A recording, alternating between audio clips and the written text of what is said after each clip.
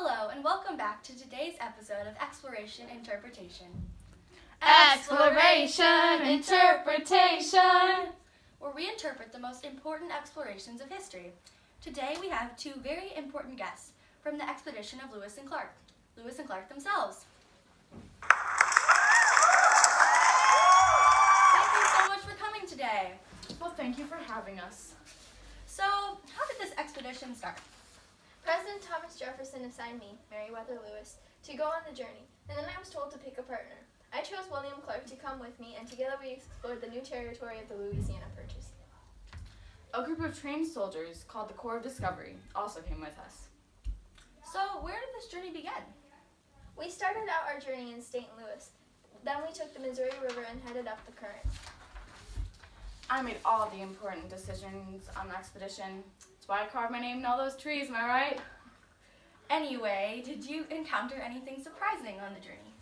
We ran into so many different creatures that we didn't know existed. 102 to be exact. We found prairie dogs and grizzly bears, and the grizzly bears were quite vicious.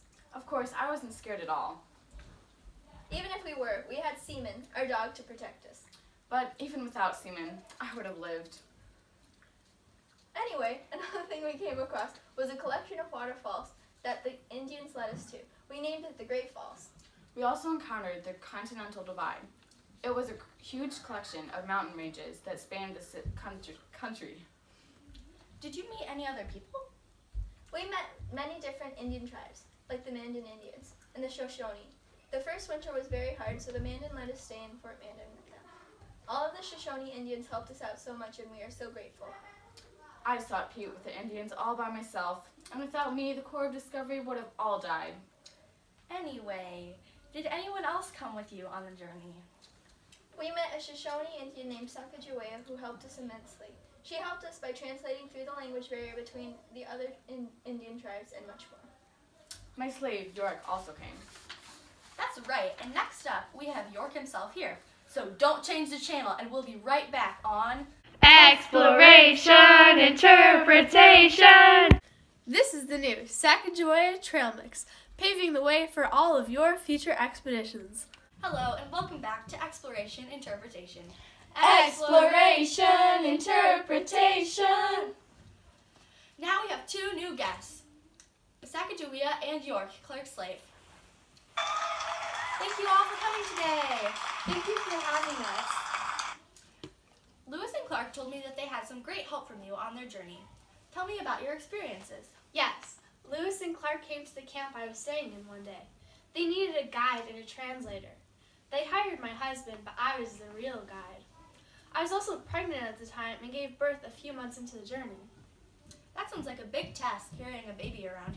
York, how did you start the journey? William Clark brought me along because I was his slave. I did a lot of hard labor every day. And you two made history. You, Sacagawea, are the first woman ever to vote in the U.S., and you, York, are the first former slave to ever vote. You two are a real inspiration. Thank you. I hope for freedom of all slaves and equality for all. I completely agree. Did you come across any dangers on your trip? Yes, I taught Lewis and Clark to be cautious of dangerous plants and animals. For example, there are many poisonous berries and leaves. There were also animals like bears to watch out for. It was dangerous for those of us who had come from the east. We didn't know what we could eat. Some of the Corps got sick. There was a time that I got very sick and I thought I would not make it. I was afraid I wouldn't be able to take care of my baby anymore. Thank you so much for your time. It was lovely having you both. Stay right there because we'll be right back on Exploration Interpretation! If you want to be just like Lewis and I and start planning your expedition, then buy this globe today.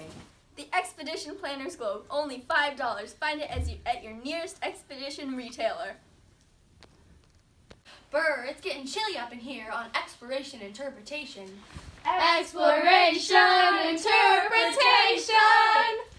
Now, here are our last two guests from the journey, the Missouri River and Stone Mountains. Thank you both for coming! Thank you for having us. So, what did you do to help benefit the journey, Missouri River? When those two little brats with those apple cores or something like that started their journey, they rode all over me and they didn't even ask. Missouri's cousins, the Snake and Columbia Rivers, said the same thing happened to them after Lewis and Clark crossed the Continental Divide. So, did either of you see Lewis and Clark reach their final goal? I did. I had a great vantage point, and I was able to watch them from a great distance. They were overjoyed when they finally saw the Pacific Ocean. I was so happy when I saw that Lewis and Clark might finally be done traveling on me. They stayed at Fort Clatsop the last few months. But then I found out that they were just going to sail right back on me. They arrived back in their homeland, finally, on September 23rd, 1806. Yep, that's right. And sorry, but why are you guys wearing all your winter gear? Because you're stone cold. Thank you for watching, and tune in next time for Exploration, interpretation.